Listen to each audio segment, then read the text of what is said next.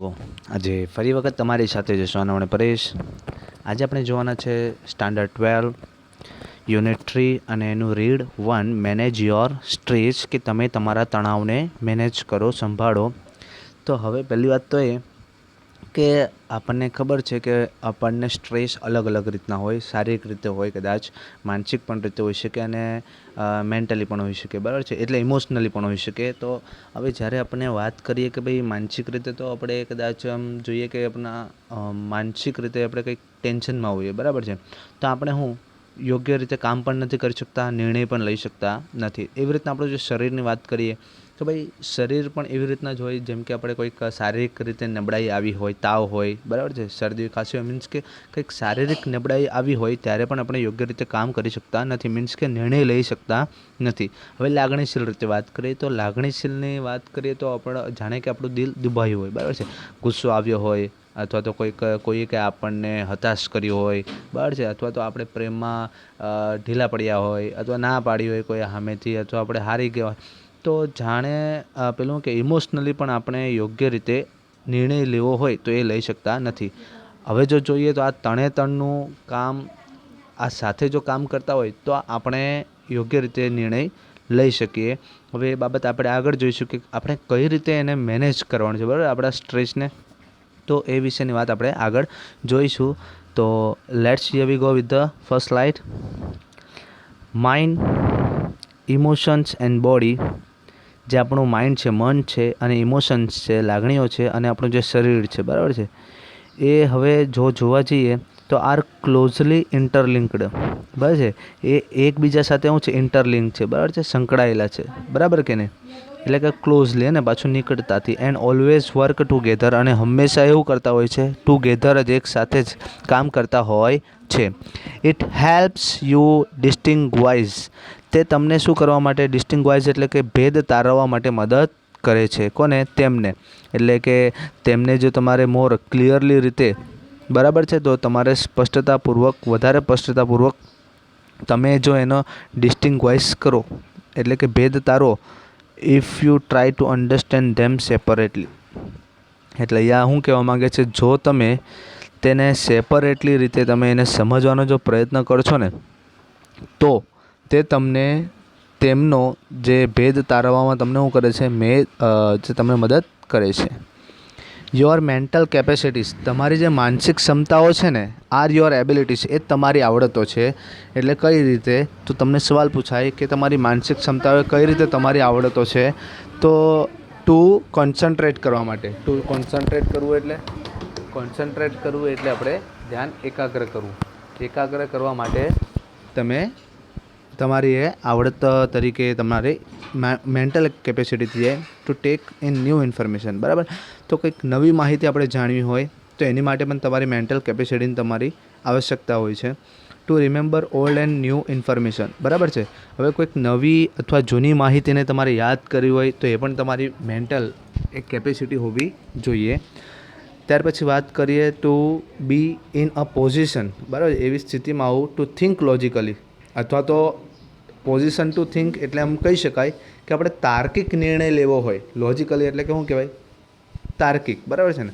તો આપણે તાર્કિક નિર્ણયો લેવા હોય તો પણ આપણને આપણી મેન્ટલ કેપેસિટીનો જ ઉપયોગ કરવો પડે. એટલે માટે એમ કહેવાય કે ભાઈ આપણી જે મેન્ટલ કેપેસિટી છે એ જ આપણી શું છે, આવડતો છે. તો શું કરવા માટેની? કે ભાઈ કોઈ ધ્યાન કેન્દ્રિત કરવા માટેની, નવી માહિતી મેળવવા માટેની, નવી અને જૂની માહિતીને યાદ રાખવા માટેની, કે પછી તાર્કિક રીતે નિર્ણય લેવા માટે શેની જરૂર પડે? આપણી મેન્ટલ કેપેસિટીની, બરાબર. તો you need your mental capacity in order to એટલે ના હેતુથી. હવે તમને છે ને તમારી મેન્ટલ કેપેસિટીની ક્યારે જરૂરત પડે? તો ભાઈ અભ્યાસ કરવો હોય ત્યારે, બરાબર છે, કામ કરવું હોય ત્યારે. ત્યાર પછી impose a constructive and workable order on your life, બરાબર છે. તો શું કહેવા માંગે, તમારા જીવનને જો આપણે રચનાત્મક સ્વરૂપે દાખલ કરવું હોય, અથવા તો તમારા જીવનના કેટલાક ઘટનાક્રમોને હોય, અથવા તો ઓર્ડર, બરાબર છે ને, ઓર્ડર એટલે ક્રમાનુસાર કાર્ય કરવું હોય, બરાબર છે.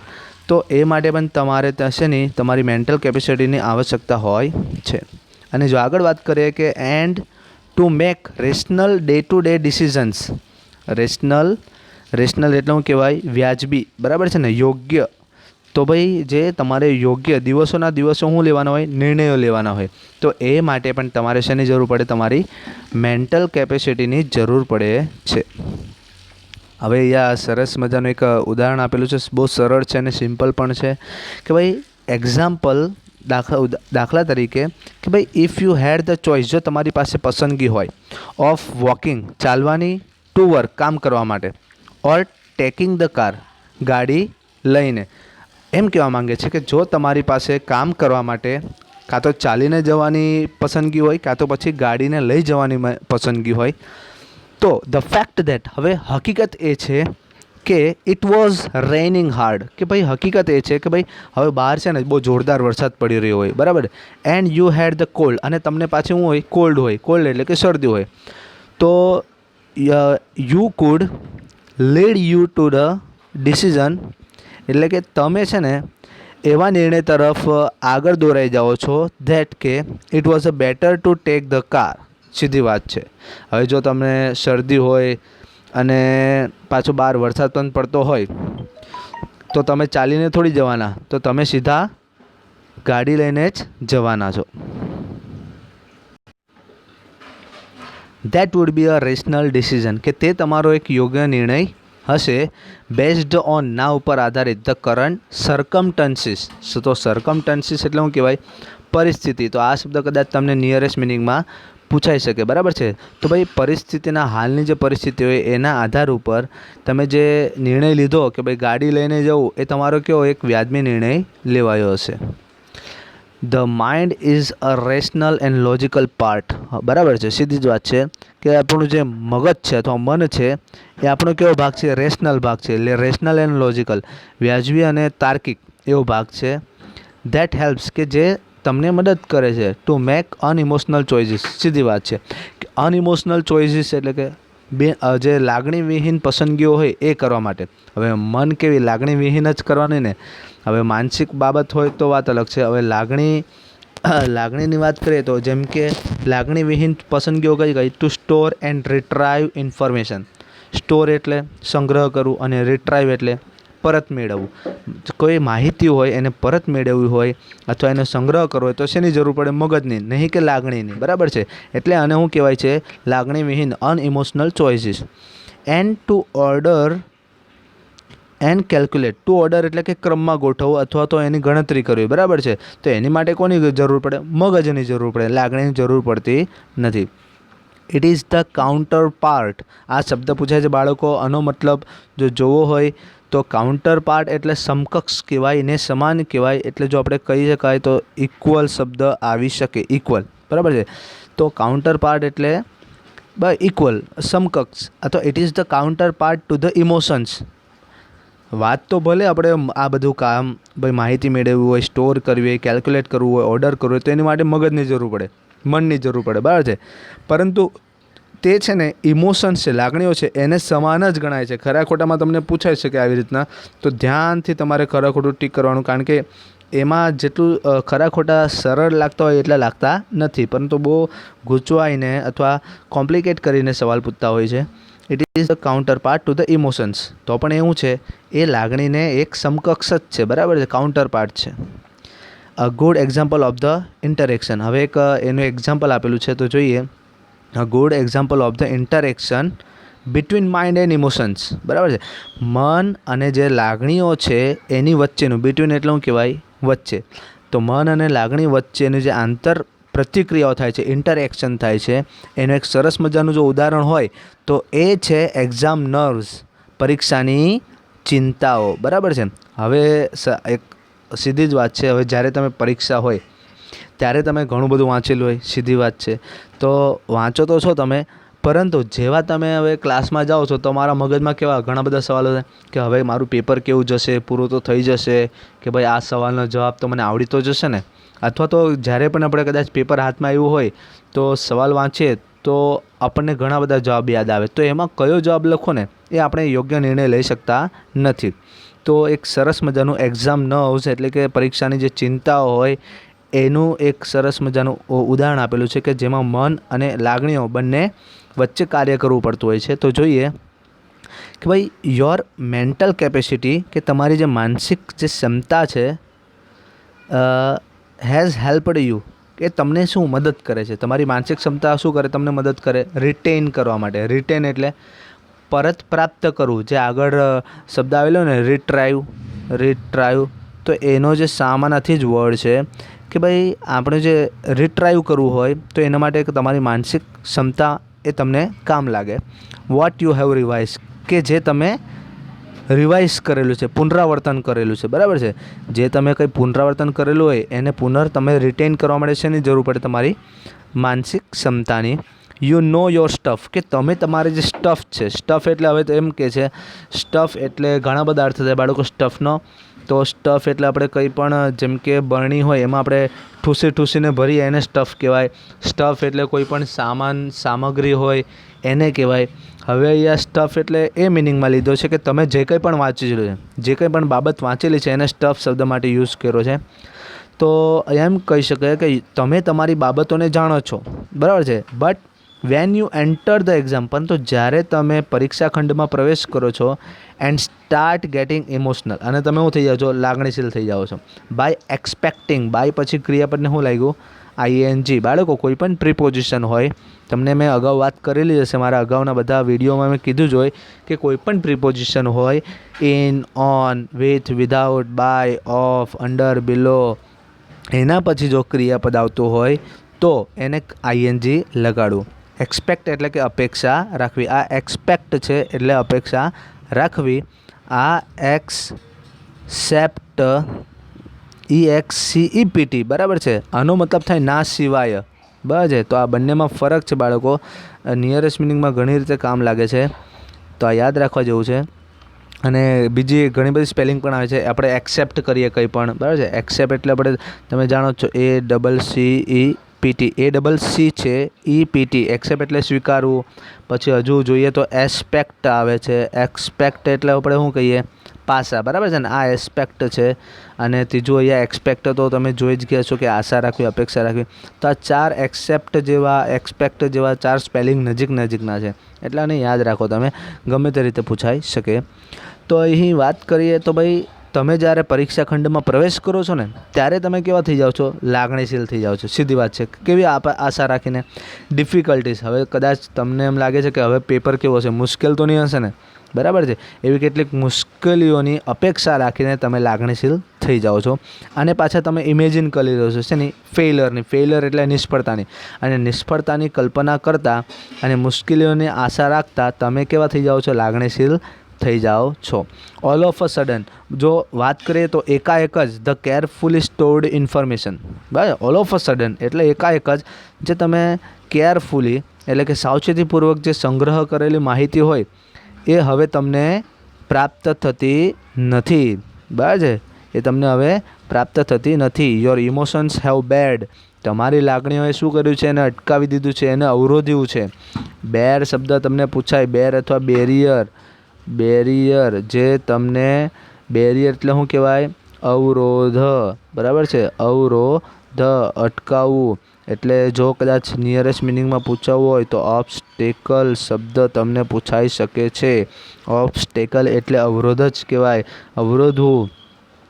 ચાલો તો નિયરેસ્ટ મિનિંગ તરીકે તમને બધા જણાવું જ છું હું પણ કે ભાઈ તમારી લાગણીઓ અટકાવે છે, અવરોધે છે. ધ વે, માર્ગને. કોના માર્ગને? To your inner information store, તમારા ઇનર આંતરિક માહિતી, જે સંગ્રહ કરેલી માહિતી હોય એના માર્ગને એ અવરોધે છે. Do you find your self, શું તમે તમારી જાતને ક્યારેક પણ જોયો છે, રિએક્ટિંગ, પ્રતિક્રિયા કરતા, in any of the following ways, કે નીચે મુજબની કોઈ પણ આવી પ્રતિક્રિયાઓ કરતા તમે તમારી જાતને ક્યારેક જોયો છે તમે? તો કઈ રીતે? હવે જ્યારે પણ તમે કદાચ કંઈક લાગણીશીલ રીતે અથવા તમે ગૂંચવાયા હોવ તો તમે ક્યારેક જોયું છે કે તમારી હાથે આવું થયું છે? તો જોઈએ.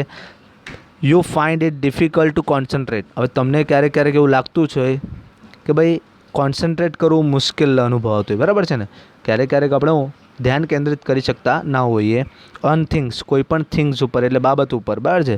આપણે વાંચતા હોઈએ ત્યારે આપણને યાદ રહેતી ન હોય, કોન્સન્ટ્રેટ રહેતું ના, એવું થાય ક્યારે. Your memory is letting you down, તમારી જે મેમરી હોય, સ્મરણ શક્તિ હોય, એ તમને છે ને લેટિંગ ડાઉન, એ ક્યારેક આપણને એમ લાગે કે ઓછી થઈ ગઈ હોય. લેટ ડાઉન એટલે ઓછું થવું, અથવા હતાશ થવું, નિરાશ થવું, એ શબ્દ માટે પણ આ લેટ ડાઉન વપરાય છે. ફ્રિકવન્ટલી એટલે કહી શકાય કે અવારનવાર તમારી જે મેમરી છે ને લેટ ડાઉન થઈ જાય અથવા ઓછી થઈ જાય એમ. You have the lost of different things, કે તમે છે ને ઘણી બધી અલગ જે વિગતો હોય એને તમે ગુમાવી દીધી હોય એવું તમને લાગે ક્યારેક ઓન યોર માઇન્ડ, તમારા મગજમાંથી. But can not grasp a clear thought. બરાબર છે. સોરી, લાઈન લોટ્સ છે, લોસ્ટ નથી. મેં લોટ્સ એટલે ઘણું બધું કહેવાય ને મેં લોસ્ટ, મેં આ લોસ્ટ સમજેલો, એટલા માટે આ લોસ્ટનો મિનિંગ અલગ છે. કે ભાઈ you have lots of different things, કે તમારી પાસે ઘણી બધી એવી માહિતી ઉપલબ્ધ હોય છે ઓન યોર માઇન્ડ, તમારા મગજમાં.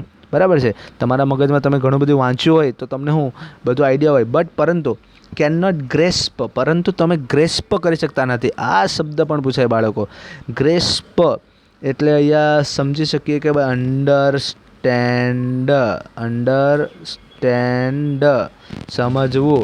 સ્પેલિંગ બરાબર જોઈ લેજો, STAND આવશે. અન્ડરસ્ટેન્ડ એટલે ગ્રેસ્પ કરવું, હે ને, એટલે બરાબર આપણે સમજી શકતા નથી. ક્લિયર થોટ, સ્પષ્ટ વિચાર. હવે તમને ખબર હોય કે ભાઈ જેમ કે ઘણા ઇકોનોમિક્સ હોય, BA હોય, એમાં ઘણા બધા તમે સવાલના જવાબ વાંચ્યા હોય, પરંતુ જ્યારે પણ તમે જોશો ને કે ભાઈ તમને એક જ જેવા જવાબ લાગતા હોય. બરાબર છે. આવું ક્યારેક થાય. તમારા મગજમાં ઘણા બધા સવાલના જવાબો તો હોય, પરંતુ તમે છે ને યોગ્ય જવાબને વિચારી શકતા નથી, સમજી શકતા નથી. એવું થઈ જાય ક્યારે. યુ આર ઓફન અનડિસાઇડેડ, તમે અવારનવાર કેવા થઈ જાઓ છો? અનડિસાઇડેડ એટલે અનિર્ણાયક થઈ જાઓ છો, અનિશ્ચિત થઈ જાઓ છો. બરાબર છે. તમે નિર્ણય લઈ શકતા નથી. ધીસ ડેઝ, આવા દિવસોએ. And this is untypical for you, અને આ જ તમારી માટે કેવું એક અનટિપિકલ સ્થિતિ ઊભી કરી નાખે, એટલે વિપરીત પરિસ્થિતિ તમારી માટે ઊભી થઈ જાય છે. આગળ વાત કરીએ કે you make a longer to do task. તમે કોઈ કાર્યને કરવા માટે લાંબો સમય વધારે લાગે. બરાબર છે. તમને કોઈ કાર્ય કરવા માટે છે ને વધારે લાંબો સમય લાગે. ધેટ યુ વર એબલ, કે જે માટે તમે એબલ હતા એટલે સક્ષમ હતા, ટુ કમ્પ્લીટ, પૂર્ણ કરવા માટે. ક્વાઇટ ક્વિકલી, ખૂબ જ ઝડપથી. અને બિફોર એટલે પહેલાં. સીધી વાત છે. હવે ક્યારેક એવું થાય કે તમે કોઈ કામ છે ને પહેલાં જો કરતા હતા એ ખૂબ જ ઝડપથી કરી નાખતા હતા, પરંતુ હવે એ જ કામ કરવા માટે હવે તમને શું લાગે છે? લાંબો સમય લાગે છે. ટાસ્ક એટલે આપણે એમ કહી શકીએ કે કાર્ય. તો આ ટાસ્ક, આવો નાનો શબ્દ પણ પૂછી શકે છે તમને. ચાલો આગળ જો વાત કરીએ તો યુ મેક ઓકે, આ થઈ ગયું. You start lots of thing, તમે એવું લાગે કે તમે ઘણી બધી પ્રક્રિયાઓ, બરાબર છે, તમે ઘણા બધા કામો એકસાથે શરૂ કરી દીધા હોય. બરાબર છે. You start lots of thing but don't finish any, પરંતુ તમે એનામાંથી કોઈને પણ તમે શું કરી શકતા નથી? પૂર્ણ કરી શકતા નથી. તો આવું જ્યારે પણ કદાચ તમે અનુભવાયું હશે તમને કે તમારી હાથે પણ એવું થાય. બરાબર છે. જ્યારે તમે મેન્ટલી હોય કે પછી ફિઝિકલી હોય, ગમે તે રીતે તમે જો અસ્વસ્થ હો, અનડિસાઇડ હો, ત્યારે તમે અનડિસાઇડેડ બની જાઓ છો. ચાલો તો આગળ વધીએ. તો અહીંયા શું કહે છે કે ભાઈ ઇફ યસ, જો હા, એટલે કે જો તમે આવી બધી તમામ પરિસ્થિતિઓમાંથી પસાર થતા હો, બરાબર છે, તો then it gives a sign, તો ત્યાર પછી તે તમને એક સાઇન આપે છે ઓફ મેન્ટલ સ્ટ્રેસ. બરાબર છે. એ માનસિક તણાવનો એક સંકેત આપે છે, પ્રેઝન્ટ ઇન યુ, કે તમારામાં, એટલે કે હાલમાં તમે માનસિક તણાવમાંથી પસાર થઈ રહ્યા છો એનો એક સંદેશો અથવા સંકેત આપે છે. હવે શું કહે છે? The better you deal with stress the less your mental capacity will be affected. સરસ મજાની વાત કરી.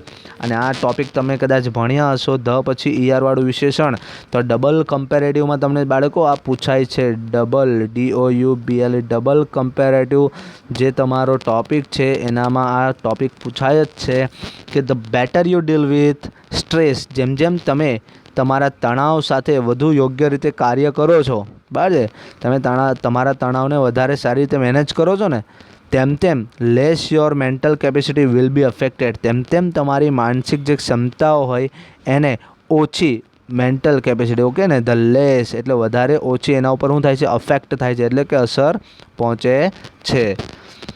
The following exercise will help you, જે નીચે મુજબની જે કસરતો છે એ તમને શું કરશે? મદદ કરશે. બિલ્ડ, એટલે કે કંઈક નિર્માણ કરવા. બેટર સ્ટ્રેસ, બરાબર છે. તમારા સ્ટ્રેસને રિઝિલિયન્સ એન્ડ રીબેલેન્સ. હવે રિઝિલિયન્સ એટલે નિયમન કરવું, બરાબર છે, અને રીબેલેન્સ કરવું એટલે સંતુલન કરવું. યોર સેલ્ફ, તમારી જાતને સંતુલન કરવા અને તમારા તણાવને શું કહેવાય નિયમન કરવા માટે તમને નીચે મુજબની જે કસરતો છે એ શું કરશે, મદદ કરશે. If your mental capacity has already started to સફર ડ્યુ ટુ સ્ટ્રેસ, જો તમારી માનસિક ક્ષમતા ડ્યુ ટુ એટલે કોને કારણે સ્ટ્રેસને કારણે જો સફર થવાની, પીડાવાની જો શરૂ થઈ ગઈ હોય અગાઉથી એને, તો આ જે નીચે મુજબની કસરતો છે એ તમને શું કરવામાં મદદ કરશે કે તમારી જાતને સંતુલિત કરવા અને તમારા તણાવને રિઝિલિયન્સ એટલે કે નિયમન કરવા માટે તમને મદદ કરશે. તો અને હવે જે છે તો નીચે મુજબની તમામ જે એક્સરસાઇઝીસ છે તમારે કરવાની, જો તમે આવા કોઈપણ જાતના તણાવને અનુભવ કરતા હોવ તો બાળકો નેક્સ્ટ વિડીયો તમને નેક્સ્ટ ટાઈમ મળી જશે. જો તમે હજી પણ મારી ચેનલને સબસ્ક્રાઈબ ન કરી હોય તો સબસ્ક્રાઈબ કરી નાખજો, એટલે તમને નોટિફિકેશન તમને પહેલાં જ મળી જશે. Okay, thank you.